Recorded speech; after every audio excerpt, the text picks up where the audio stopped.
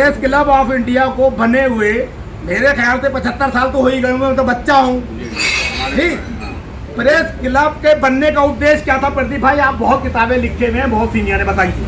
दुर्गादास जी ने इसकी स्थापना की थी जी। दुर्गादास जी उस समय एसोसिएट प्रेस के लंदन में थे जी। तो लंदन में उन्होंने देखा कि वहाँ कम्युनिस्टों का एक प्रेस क्लब है जी। जो हिंदुस्तान में नहीं है। आज़ादी बहुत पहले की बात है, 30-40 जी सर। जी 1930-40 की बात जी है। सर। तो उनको देख के लगा कि हिंदुस्तान में ऐसा नहीं है। जी। वो स्पेस जहाँ की पत्रकार जो हैं वो आपस में विचार करें, अपना उनका स्पेस हो जहाँ की वो स्टोरी पे डिस्कस करते हैं, या एक स्पेस हो कि आप स्टोरी करके आएँ, अपना रिलैक्स करें। जी। क्योंकि हिंदुस्तान में जो क्लब थे वो इंडियंस नहीं, हिंदुस्तान में जो अंग्रेजी पत्रकार थे उनके लिए क्लब था। एकदम सही कह रहे हैं। जिमखाना और इस तरह से, लेकिन हिंदुस्तानी पत्रकारों के लिए जी। आप सोचो 40 से कोशिश कर रहे हैं। उसके बाद यहाँ आके इन्होंने वायसराय से भी बात की, सब ने कहा हाँ हाँ नहीं होना चाहिए, होना चाहिए, लेकिन उन्होंने नहीं किया। क्यों नहीं किया? इसलिए नहीं किया कि उनको वो जगह नहीं चाहिए थी जहाँ इंडियन पत्रकार एक साथ बैठे और ब्रिटिश राज के बारे में कोई ऐसा होता ना। सर बिल्कुल समझ रहे हैं? जी सर। तो वो टालते रहे, अंत में हमारी आज़ादी हमको मिली। आज़ादी के बाद फिर कोशिश उन्होंने की, उसके बाद अपनी गवर्नमेंट बन गई कांग्रेस की। इंटरेस्टिंग किस्सा है। जी सर, बहुत नॉलेज है, हमें मालूम है। आप बता दीजिए, मैं क्वेश्चन कम करूँगा। हाँ, कांग्रेस फिर कांग्रेस गवर्नमेंट आई। जी सर। गोविंद वल्लभ भट्ट जो है शायद जी सर। चलते रहिए आप, चलिए आइए। जी सर। जी सर। जी सर, हम जानते हैं फराज भाई को। जी सर। तो उसके बाद ये हुआ कि यहाँ भी समझौता हो गया। फिर जगह की बात है आज़ादी। आज़ादी के बाद जो है सब चाहता कि सेंटर में मिले, जिसको लुटियन जोन कहते हैं। आगे लुटियन जोन कोई आज तक पता नहीं पाया कि लुटियन जोन नहीं तो नहीं। सही बात कर। तो उसके बाद फिर जो है हम लोग को पहले जगह मिली थी आकाशवाणी के पास जो है वहाँ।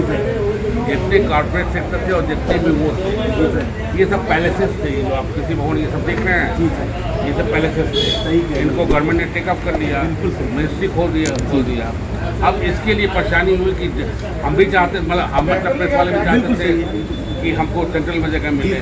तो पहले वहाँ मिल रही थी, फिर पता नहीं क्या कारण हुआ, जहाँ के समय ये वाली बिल्डिंग है जो रेड क्रॉस को पकड़ती है वाली, फिर जो मुझे बताया गया, मैंने एक किताब लिखी है, वो अभी छपी नहीं आएगी। जी सर। तो उसमें फिर बात हुई, तो ये हुआ कि ये फिर मिला। यहाँ पे जो जगह मिली तो ये एक तरफ बैरक करेगा। ये हुआ कि जगह इम्पोर्टेंट है, बिल्डिंग तो बन जाएगी। तो 10-15 लोगों ने मिलके जो है, 50 लोगों ने मिलके, जिसके पहले प्रेसिडेंट बने दुर्गादास जी सर। और उसके बाद 1958 में मुझे लगता है, जहाँ तक मुझे याद है, गोविंद वल्लभ पंत ने इनॉग्रेट किया। जी सर। प्रेस क्लब स्टार्ट हो गया। उसके बाद क्या हुआ तो अलग बात है। अब मैं एक सवाल सर, हम आपको समझिए, हमने आपको पत्रकारिता करते करते ही पत्रकारिता सीखी है। धन्यवाद।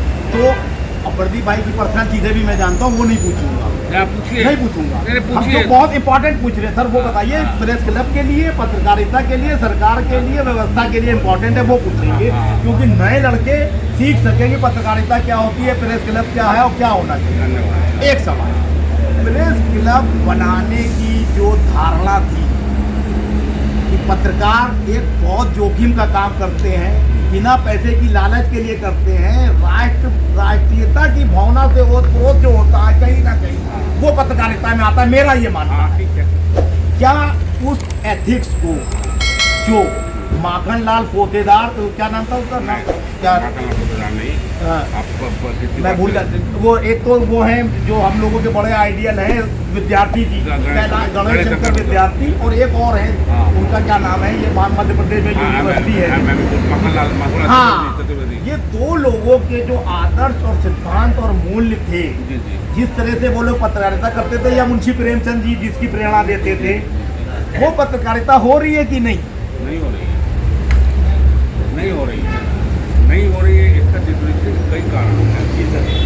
एक तो 91 के बाद जो है, जो लिबरलाइजेशन आया, जो सोसाइटी को प्रभाव पड़ा, तो पत्रकार कहाँ के, सोसाइटी कहाँ गए ना। आप ये बताइए एडमिनिस्ट्रेशन में, जुडिशरी में हर जगह प्रभाव पड़ा है कि नहीं? मैं प्रोटेक्ट नहीं कर रहा हूँ, एकदम सही है, पत्रकारिता को प्रोटेक्ट नहीं कर रहा हूँ। पत्रकार कहाँ यहीं से निकल गया, बिल्कुल सही। ये इधर 15 साल से जो वो पत्रकारिता कॉर्पोरेट सेक्टर का पत्रकारिता एक तरह से कैरियर का अंग बन गया। पहले आप तो सुनते होंगे झोला छाप पत्रकार, झोला लेके पत्रकार चलते थे, डेडिकेशन होता था, ईमानदारी होता था, शौक होता था। अब वो पत्रकारिता कैरियर में बदल गई। बछावत कमीशन की जब रिपोर्ट आई, उसके बाद जब सैलरी नहीं पड़ी, तो बड़े बड़े घर के लड़के भी जो है 88 के बाद की बात है, 88 का एज है, सैलरी बढ़ गई, तो बहुत लोग इसको कैरियर के रूप में चुने जिनको डेडिकेशन नहीं था, जिनको डेडिकेशन नहीं था। वो अलग चीज़ है, ठीक है, डेडिकेशन नहीं था। फिर उसके बाद हम लोग उसमें से हैं, हम तो 87 में पत्रकारिता सुनते हैं, जिन्होंने कोई कोर्स नहीं किया पत्रकारिता का, और हमारे समय में पत्रकारिता का कोर्स कोई मतलब नहीं। हमारे एडिटर प्रभाष जोशी थे, चाहे वो थे, आई एम लकी के हमारे एडिटर सत्ता में हमने काम किया था, और हमको वो मिले, आप जानते थे कि आपने ज़्यादा कौन जानता, हम लोग को लिखने की आज़ादी।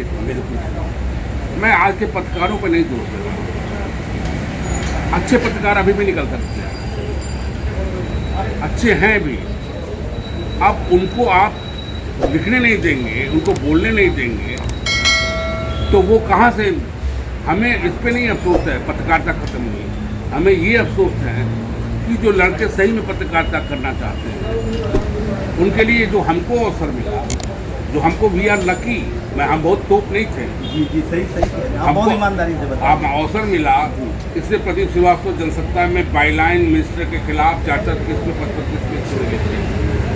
आज के मिनिस्टर के खिलाफ कोई अखबार छाप दे, लड़के के पास स्टोरी है, उसके पास प्रमाण भी है, आप दे लिख सकते हैं। आप का बॉस आ रहा है, आप हवाई जहाज से, आपका बॉस किसी मिनिस्टर से मिलना चाह रहा है, आप टाइम तय कीजिए, आप एडवर्टीजमेंट लाइए, सच पूछिए। तो अभी भी पत्रकारिता का जो बचाया, मैं एक बार बात हमने फेसबुक पर भी लिखा था, 5 साल पहले, जर्नलिस्ट को जो बचाया है, वो जो गांव देहात में और जो स्टेट स्तर पे जो यूट्यूब पे ये काम कर रहे हैं, आप बिलीव कीजिए, उन्होंने पत्रकारिता को अभी हल्का सा जिंदा रखा। एकदम सही सर। एक सवाल आप बहुत इंपॉर्टेंट पूछेंगे। 14 जर्नलिस्ट लोगों को INDIA गठबंधन की 28 पार्टियों ने उनके यहाँ जाने से मना कर दिया। क्या ये INDIA का घातक कदम तो नहीं होगा उनके लिए? नहीं, एकदम। आप पार्टी बनेंगे, जो बहुत बात लोग करते हैं, मैं मानता हूँ, नहीं, आप क्या हैं? आप पत्रकार नहीं हैं, आप पार्टी हैं। पत्रकार का जो परम धर्म होता है, वॉच डॉग होता है, ये बहुत पुराना मुहावरा चला है। जी, वो वॉच डॉग होता है, वो गवर्नमेंट पे निगाह रख के रखता है। कहाँ आप, हमको भी कांग्रेस के मिनिस्टर या बीजेपी के मिनिस्टर कहते थे, इवन UPA के मिनिस्टर, यार तुम लोग खिलाफे लिखते हो, हम लोग अच्छा काम भी तो करते हैं। तो मैं उनसे कहता था कि भाई आप अरबों रुपया खर्च करते हैं, पूरी PIB आपकी है, आप लाखों का एडवर्टीजमेंट देते हो अपने बड़ाई करने के लिए। सही बात। हम तो निगाह लगाए, कहाँ आप चुको, एकदम सही। आज क्या हो रहा है? आप विपक्ष से सवाल कर रहे हैं, सरकार से सवाल होना चाहिए, जवाबदेही सरकार की है। सर इसी पे काउंटर क्वेश्चन, लेकिन आप 14 लोगों, आप प्रेस क्लब नहीं पूछ रहे। हाँ, 14 लोग नहीं, हम उस पर काउंटर कर रहे हैं। 14 की लिस्ट में INDIA ने उनको एक तरह से डिबार कर दिया, बहिष्कार कर दिया, नहीं किया, मतलब उनमें उनको एंटरटेन नहीं करेंगे या उनसे एंटरटेन नहीं होंगे। पहले भी कांग्रेस ने, आपको याद होगा। नहीं, मैं उसमें काउंटर कर रहा हूँ। 28 लोग ऐसे और हैं जो कांग्रेस का फेवर करते हैं, बीजेपी का विरोध करते हैं। तो अगर बीजेपी भी उन 28 लोगों की लिस्ट जारी करके जो है टीवी पे उनके प्रोग्राम में जाने से बंद करे, तब क्या होगा? मैं आपसे क्या कह रहा था? मैं आपसे कह रहा था, सरकार का सवाल है, पत्रकार का धर्म ये नहीं कि विपक्ष से सवाल करें। पत्रकार का धर्म है, पत्रकार एक जगह अपोजिशन होती है, संसद के अंदर अपोजिशन पार्टी होती है, बाहर मीडिया होती है। हमारा कर्तव्य है उनसे सवाल करना। आप कांग्रेस के खिलाफ क्या बोलना चाहते हैं? आप बीजेपी के खिलाफ क्या बोलना चाहते हैं? आप नीतीश कुमार के खिलाफ क्या बोलना चाहते हैं? बिहार का पत्रकार अगर बीजेपी से सवाल पूछ रहा आज की तारीख में, वो गलत है, बिल्कुल गलत, ठीक है ना? नीतीश और तेजस्वी से सवाल पूछ रहा है वो सही है, एकदम वो गवर्नमेंट है। तो आप अपना धर्म निभाइए ना भाई। जब आप वो करेंगे, आप दिखेंगे तो आप शेर की सवारी करेंगे तो आपको चाप दिया जाएगा। आप ये बताइए कितने लोग इस समय सड़क पे हैं? आप 2000 में 30 निकाल रहे हैं और 4 लाख पा रहे हैं, 5 लाख पा रहे हैं। आप पत्रकारिता कर रहे हैं, आप फणिती कर रहे हैं। एकदम मुझे कहने में कोई संकोच, एकदम सही कह रहे हैं आप। हम कांग्रेस की भी अगर करते हैं तो हम फणिती कर रहे हैं। हम अगर कर रहे हैं और आपको हम अगर सरकार पर अटैक करें, चाहे कांग्रेस की चाहे बीजेपी, और आपको लग रहा है कि हम कांग्रेस की गवर्नमेंट है तो बीजेपी का सपोर्ट करना है, तो आप मूर्ख हैं। एकदम सही, एकदम सही। हम प्रेस क्लब पे आ जाते हैं। आपने कहा प्रेस क्लब में पुष्पेंद्र कुलशेष ने करोड़ों का घोटाला किया, FIR भी हुई, वो आज भाषण दे रहा है पूरे हिंदुस्तान में, उसका कुछ नहीं हुआ। जो पूर्व अध्यक्ष थे उमाकांत लखेड़ा और सेक्रेटरी जनरल विनय कुमार, जब पहली बार ये लोग दोनों जीते थे तो हमसे वादा किया था कि हम जो है इस बार जो उसको अरेस्ट कराएंगे, वो पैसा वापस लाएंगे। दूसरी बार भी जीत गया, कुछ नहीं हुआ। आप सेक्रेटरी जनरल बनेंगे तो इस मुद्दे पे कुछ करेंगे? देखिए ऐसा है, पुष्पेंद्र का मसला तो उसके बाद 5 कमेटी बन चुकी है। जी, वो मुकदमा क्या नहीं मैं नहीं जानता। नहीं, आप जीत जाएंगे तब तो जान जाएंगे। नहीं, हाँ जब जान जाएंगे वो केस आएगा तो मैं उसको निश्चित करूँगा। और मैं आपको एक आश्वासन और देता हूँ, कैमरे के सामने देता हूँ, मैं जीत जाऊँगा जी तो मैं दूसरा इलेक्शन नहीं करूँगा, इसलिए मुझे कोई डर नहीं। आप डरते कब? जब आपको दूसरा चुनाव जीतना होगा तो आप 400 मेंबर बनाते हैं, 300 मेंबर बनाते हैं, और बहुत से आप धंधे को किनारे कर देते हैं। मुझे नहीं लड़ना तो मुझे डर किस बात का?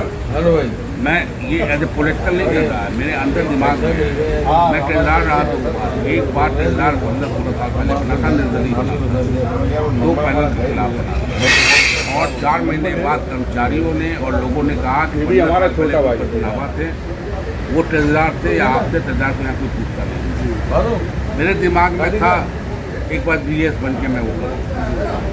मैंने 3 बार इन लोग के खिलाफ ट्राई किया। गौतम लाड़ी जो आज से लड़ना है उनको मैं प्रेसिडेंट करूँ, कांग्रेस पर तब तक बोला कि मैं आपको प्रेसिडेंट, और हम लोगों ने रमानुमन एक हवा बनाई। 3 बार इन लोग हमेशा वॉकओवर ले रहे हैं। मैंने 3 बार ट्राई किया, लेकिन ये जो 3-4 आप कैंडिडेट कि अगस्त से सितंबर के बीच 150 मेंबर बनाए गए, अगस्त पिछले महीने से सितंबर, और मैंने 4-5 को फोन किया। मैं एकदम उनसे भी मेरी अपील है आपके जरिए, आपका अगर आप जेन्युइन है तो आपका हक है बनना, लेकिन आप जब बन गए तो PCI जो है वो कैसे चले कैसे न चले वो आपकी भी जिम्मेदारी है। कौन लोग चलाएं कौन लोग न चलाएं, क्या सुविधा हो क्या सुविधा न हो, ये आपकी भी जिम्मेदारी है। तो आप जब वोट देने जाओ तो वो मत सोचो कि इन्होंने मुझे बनाया, प्रदीप श्रीवास्तव ने बनाया, एहसान का बदला। आप कर रहे हो, ये 15 साल से लोग कर रहे हैं, और प्रेस क्लब को कहाँ से कहाँ पहुँचा दिए। बहुत चीज़ें ऐसी जो मैं इस समय नहीं कहना चाहता, क्योंकि मैं निगेटिव प्रचार नहीं करना चाहता, लेकिन मुझे कई चीज़ें ऐसी पता चली, और मैं आपको विश्वास दिलाता हूँ अगर मैं GS बन गया तो क्या करूँगा ये आप देखिए। आप एक अपील कर लीजिए जो वोटर हैं, मेंबर्स हैं, उनके लिए कि वो क्या देख के आपको वोट दें। आपको तो जानते हैं सब, हाँ। लेकिन इस वक्त आपको क्यों चुना जाए उस पर अपील कर। हाँ, पहली चीज़ तो ये है कि ये क्लब जर्नलिस्टों का है। आप जर्नलिस्ट चुनिए, आप हमारा पैनल मत चुनिए, दूसरे का पैनल मत चुनिए। जो जर्नलिस्ट है, जो आपको ईमानदार दिखाई देता है, जिसकी क्रेडिबिलिटी आपने देखी है 10-15 साल 20 साल, आप उसे चुनिए। अगर आपको लगता है मैं क्रेडिबल नहीं हूँ, मैं ईमानदार नहीं हूँ, मैं किसी पॉलिटिकल पार्टी के जरिए काम कर रहा हूँ, दिक्कत ये हो गई कि ये प्रेस क्लब के इलेक्शन में पॉलिटिकल पार्टी जा रही है, दैट इज़ वेरी डेंजरस। और दूसरों को डरा के आप दूसरों को डरा के आप जो है शेर आ रहा है खा जाएगा, क्या मतलब है इसका यार? कोई नहीं आएगा। अगर आप ईमानदार हो तो कोई नहीं आएगा। अगर प्रेस क्लब का मेंबर अगर बढ़िया से वोट दे रहा है, जर्नलिस्ट को वोट दे रहा है, उसकी क्रेडिबिलिटी, उसका बैकग्राउंड देख के वोट दे रहा है, प्रेस क्लब इंटरटेनमेंट के लिए मेरे 3 ऑब्जेक्टिव है। प्रेस क्लब का मेरा ऑब्जेक्टिव है इलेक्शन का, लोग कहें ये लिखा जाए वो लिखा जाए, कोई वादा वादा यार सब होता रहता है। हमको क्या करना हम क्लियर है। हाँ बता दीजिए 3। पहला चीज़ कि प्रेस क्लब हमारे प्रेस पीपुल का इंटरटेनमेंट का स्पेस है, ज़्यादा से ज़्यादा सुविधाएं मतलब कम दाम पे भी, स्पेशली जो हमारे जो लो इनकम ग्रुप के हैं। हम जब बने थे तो हमारी तनख्वाह थी उस समय 1500 2000, हमारे लिए 1500 रुपया थी। हमारे लिए स्पेस था जो सेंटर प्लेस में था, जहाँ बैठ के हम खा सकते थे पी सकते थे, क्योंकि कनाट प्लेस वहाँ नहीं खाते। आज वो नहीं रहा है, महंगाई उसका बहाना करके, लेकिन लूप होल्स को उन्होंने नहीं ढका। मैं आरोप लगाता हूँ एज ए विपक्षी पैनल, और आप किन किन लोगों को बना रहे हैं, वही लोग भी बार बार आ जा रहे हैं। अच्छा, आपके जो मुकाबले पैनल है वो उन्हीं का पैनल है, उमाकांत लखेड़ा और विनय कुमार? वो पैनल है जो 15 साल से यहाँ है। व्यक्त छोड़ दीजिए, नाम मत लीजिए आप, सब हम लोग दोस्त हैं। सोशल गैदरिंग है, जो उधर है वो भी हमारा दोस्त है। बिल्कुल सही। जो हमारे खिलाफ रहा है वो भी हमारा दोस्त है, अगर पत्रकार है तो फिर उसी भावना से चलते हैं। फिर हम एम्फसाइज कर रहे हैं, अंडरलाइन कर रहे हैं, अगर वो पत्रकार है। मैं यहाँ देख रहा हूँ कि आप इलेक्शन हार चुके हो, आप कभी थे बने थे, लेकिन 3 साल से आप प्रेस क्लब से चिपके हो। क्यों चिपके हो भाई? दिन रात यहाँ चिपके क्यों चिपके हो? फिर बार बार क्यों आ रहे हो आप?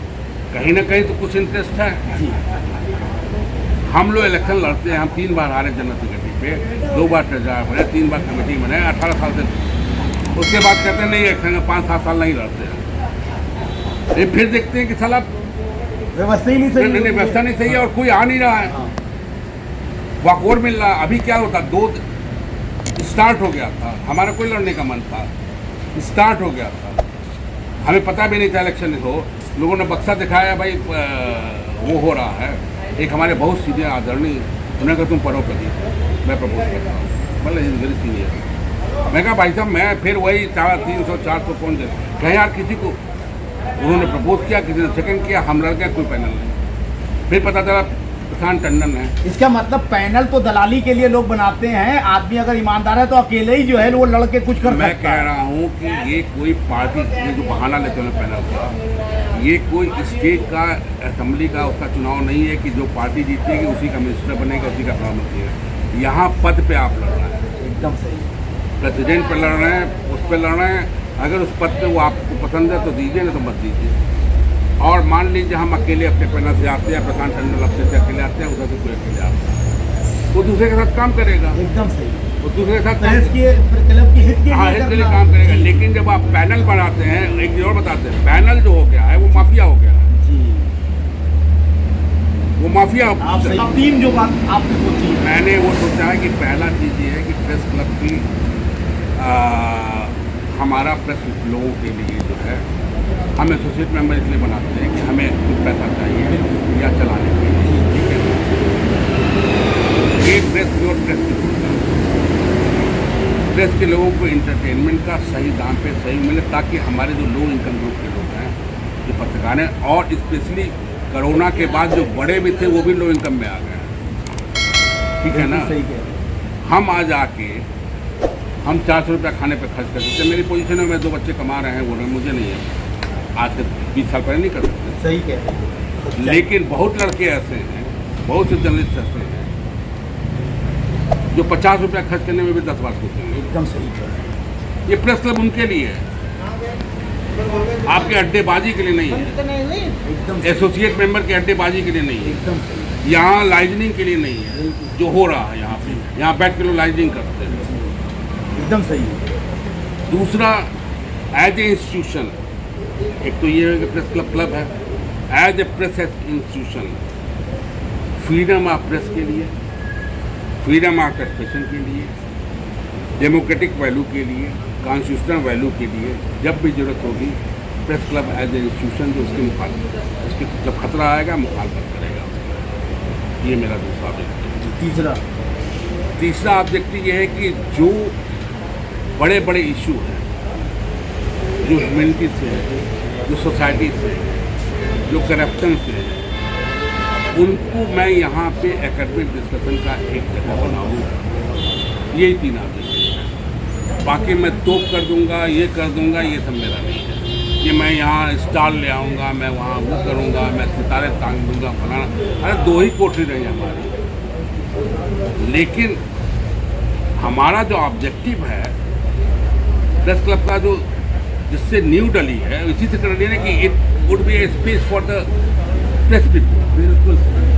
बाकी जो बड़े लोग प्रेस वाले हैं वो जिमखाना भी जा सकते हैं, चेनकोट भी जा सकते हैं, वहाँ भी जा सकते हैं, उनके लिए भी है। देखिए मैं आपको बता दूँ, मैं जब शुरू में आया, प्रोसेस किस्सा है, मैं शुरू में आया जब मेंबर बना तो मैं यहाँ आता तो दिखता था कि मैं हफ्ते में 1 बार या महीने में 2 बार आया कि वही लोग बैठे हुए हैं। तो मुझे लगता था कि यंग था मैं, या तो उनके घर में लड़ाई है, बिजली का झगड़ा है, इसलिए आगे बैठा, या तो शराब की लत है। लेकिन जब मैं मेंबर बनने का 5 साल में मुझे महसूस हुआ, जब मैं ITO से निकलता था मेरी गाड़ी अपने आप यहाँ बोल जाती थी, तो मुझे लगा कि दारू नहीं, ये माहौल जो है उसके एडिक्ट है, वो खींच लेता है, वो एडिक्ट है उसके। हम लोग इनसे मिले भाई साहब से, सर कैसे हैं, कुलीग से मिले, और क्या चल रहा है इस टेबल से उस टेबल। आप घर जाके क्या करेंगे? वो एक स्पेस है जो आपको सेफ्टी वाल है जी। अब आप इसे खाने पीने फलाना, जो लोग कहते हैं बाहर दारू का अड्डा फलाना, बेवकूफ़ है। तो जर्नलिस्टों का ये अपना एंटरटेनमेंट, कई बिना दारू के आते हैं। हमारा थर्सडे के लोग, कई लोग आते हैं हमारे साथ के लोग, बिल्कुल चाय पीते हैं, बिल्कुल सही, शाम को। ये रविंद्र जी हैं, बिल्कुल चाय पीते हैं यहाँ पे। तो ये इसके लिए नहीं, कई लोग दोपहर में आते हैं, पार्लियामेंट से आए, वहाँ यहाँ सस्ता खाना मिलता तो सस्ता खाना खाते हैं। तो अब आप इसे जो है, अब आप यहाँ कल्चर प्रोग्राम में आप कटरीना कैफ को बनाए, उसके लिए नहीं है। आप करिए कल्चर प्रोग्राम, एकदम आप प्रोग्राम कीजिए, लेकिन वो कीजिए जो हम लोग के स्तर का। लोगों को जो बाहर से पैसा पहले मिलता था, इसीलिए मिलता था कि प्रेस के नाम पर, प्रेसिडेंसी के नाम पर, इसलिए नहीं मिलता था कि हम क्या करें क्या नहीं करें। बहुत चीज़ें हैं, आप भी जानते हैं, हम भी जानते हैं। इसको लोगों ने एक तरह से, और लोग पछताएंगे। मैं आपके ज़रिए वार्न करना चाह रहा हूँ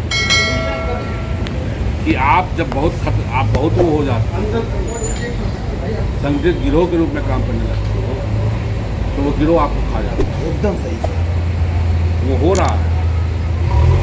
मैंने उन लोगों से कहा है कि अभी हम लोग बचा लेंगे आपको, हमारा पैनल। ये मत सोचिए कि मैं कैंपेनिंग के लिए बात कर रहा हूँ, मैं बहुत एक्चुअल, बहुत उत्तर मैं हो सकता हम लोग बचा लेंगे। प्रेस क्लब खत्म हो रहा है, वो कहाँ जाएगा कहाँ नहीं जाएगा, गवर्नमेंट का है। हमको क्यों ऐसी एक्टिविटी की जरूरत है जिससे कि गवर्नमेंट के नजर क्यों ऐसी करती? हम प्रेस फ्रीडम के खिलाफ अगर आप कुछ करेंगे, राजीव गांधी ने किया था, हम लोग जनता निकाले, सही कार्यकर्ता थे, बहुत लोग थे, हम भी उसमें जूनियर थे, हम लोग यहाँ से कोशिश निकाले। जब भी प्रेस पे हमला होगा, डेमोक्रेसी पे हमला होगा, या मेरा वो जो डिसीजन है उसमें ये भी है कि बाहर स्टेट में जो पत्रकार मारे जा रहे हैं उनके लिए ये नहीं, हाँ ये नहीं कि NDTV और उनके हो तभी हो, जो छोटे छोटे पत्रकारों पे हमला होता है, जो वो होता है, उसकी आवाज़ भी आऊँ। ये हो क्या रहा है, कई चीज़ें एकदम वो हो गई हैं। मैं नहीं जानता, इस तरह स्पष्ट बोल रहा हूँ, मेरे इलेक्शन पे क्या प्रभाव पड़ेगा, घाटा पड़ेगा, कई लोग नाराज़ होंगे, क्या होंगे, लेकिन ये फैक्ट है, मुझे किसी का वो नहीं है। आप बनाओगे तो ठीक है, नहीं बनाओगे तो मेरा भला होगा, मेरा टाइम बचेगा। लेकिन मैं बनना चाहता इसलिए कि पता नहीं क्यों मुझे लगता है मैं कुछ कर लेगा। मैं बहुत ईमानदारी से आपसे बात कर रहा हूँ, पॉलिटिकल। और मैं ये भी आपसे कह रहा हूँ, 2 साल का जो लड़ते हैं, मैं इस साल बाद नहीं, इसलिए मैं जो चाहता हूँ कर रहा हूँ। बिल्कुल, अगर मैं दूसरे साल लड़ने के लिए लड़ता तो मैं भी 150 मेंबर बनाऊँ, मैं भी वो करूँ। लेकिन जो नए मेंबर हैं उनसे भी मेरी अपील है कि अगर वो चाहते हैं कि जिस प्रेस क्लब के मेंबर बने हैं उसमें वो एक इंटरटेन करें, सुविधा रहें, वो भी मेंबर, उनके भी दायित्व है, तो हमारे पैनल अगर आपको लगता है कि हमारे पैनल का, इसीलिए हम लोग 4 पदाधिकारी खड़ा किए हैं, बाकी सबके साथ मिलकर काम कर लेंगे, सबके साथ मिलकर काम कर लेंगे। इसीलिए हम लोग 4-5 लोग कह रहे हैं पैनल नहीं, अरे पैनल क्या कोई माफिया बनाना है यहाँ? बिल्कुल सही है। हम लोगों ने जिसको चुना है वो पत्रकार है, वो जर्नलिस्ट है, धंधा नहीं कर रहे। मैं किसी पर व्यक्तिगत नहीं कर रहा हूँ, लेकिन पत्रकार लोग जान रहे हैं। अगर पत्रकार हैं तो आप जान रहे हैं कौन धंधा कर रहा है, कौन जर्नलिस्ट। बाकी आपकी इच्छा। Thank you.